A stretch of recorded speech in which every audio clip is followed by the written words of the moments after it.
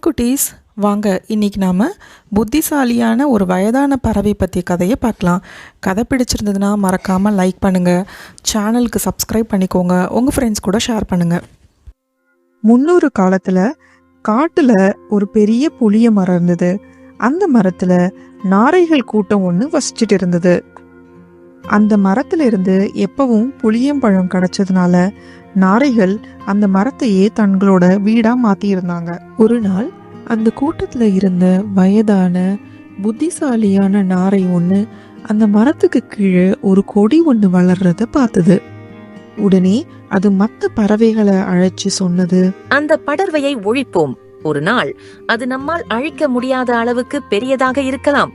அதற்காக நாம் வருத்தப்படுவோம். ஆனா மற்ற பறவைகள் அந்த வயசான பறவையோட அறிவுரையை ஏற்காம, அதுக்கு மதிப்பு கொடுக்காம தங்களோட வழக்கமான வேலையை செய்ய ஆரம்பிச்சாங்க. அந்த கொடி கொஞ்சம் கொஞ்சமா பெருசா வளர்ந்தது.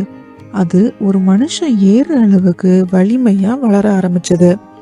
திரும்பவும் அந்த நாரை மற்ற பறவைகள் கிட்ட எச்சரிக்கை செஞ்சது, இந்த படரை நாம் ஒழிக்க வேண்டும், இல்லை என்றால் நாம் வருந்துவோம். ஆனா மற்ற பறவைகள் வழக்கம் போல அதோட பேச்சுக்கு மதிப்பு கொடுக்கல. ஒரு நாள் ஒரு வேடன் காட்டுக்குள்ள வந்தான். அவன் அந்த புளிய மரம் பக்கம் வந்து அதுல படர்ந்திருக்கிற கொடியோட உதவியோட அந்த மரத்து மேல ஏறினான். பின்னர் அந்த மரத்து மேல வலைய விரிச்சிட்டு அங்கிருந்து கிளம்பினான். பறவைகள் மரத்துக்கு திரும்பிய போது அதிலிருந்து வலைய கவனிக்காம அதுல போய் சிக்கிக்கிட்டாங்க. பறவைகள் பயத்துல பயங்கரமா கத்த ஆரம்பிச்சாங்க. ஆனா வயதான அந்த பறவை மட்டும் அமைதியா இருந்தது. உன்னால் எப்படி இவ்வளவு அமைதியாக இருக்க முடிகிறது அப்படின்னு மற்ற பறவைகள் கேட்டது. நாம் கொடியை அழிக்காததற்கு வருத்தப்படும் ஒரு நாள் வரும் என்று நான் உங்களுக்கு சொல்ல முயற்சித்தேன், ஆனால் யாரும் கேட்கவில்லை அப்படின்னு அந்த வயதான பறவை சொன்னது. மேலும் அந்த வயதான பறவை மற்ற பறவைகள் அங்கிருந்து தப்பிக்கிறதுக்கான ஒரு யோசனையும் சொன்னது. வேட்டைக்காரன் வந்ததும் சரியாக அசையாமல் படுத்துக் கொள்ளுங்கள். நீங்கள் இறந்து விட்டதாய் நினைத்து அவன் உங்களை ஒவ்வொன்றாக கீழே தள்ளிவிடுவான்.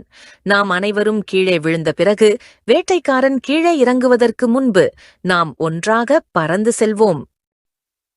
மறுநாள் வேட்டைக்காரன் அங்க வந்தபோது பறவைகள் எல்லாம் இறந்தது போல நடிச்சாங்க.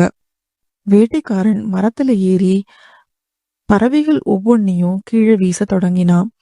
கடைசி பறவை கீழே விழுந்தவுடன் எல்லா பறவையும் ஒன்னா சேர்ந்து பறக்க ஆரம்பிச்சது. இத பார்த்த வேட்டைக்காரன் அதிர்ச்சி அடைஞ்சான். மற்ற பறவைகள் எல்லாம் அந்த வயதான புத்திசாலியான நாரைக்கு நன்றி சொன்னுச்சு. குழந்தைகளே, இந்த கதையிலிருந்து நாம தெரிஞ்சுக்கிற பாடம் என்ன? ஒரு பிரச்சனை தீர்க்க முடியாத அளவுக்கு பெருசாக மாறுறதுக்கு முன்னாடி அதுக்கு நாம தீர்வு காணணும். Thanks for watching. Please like, share and subscribe.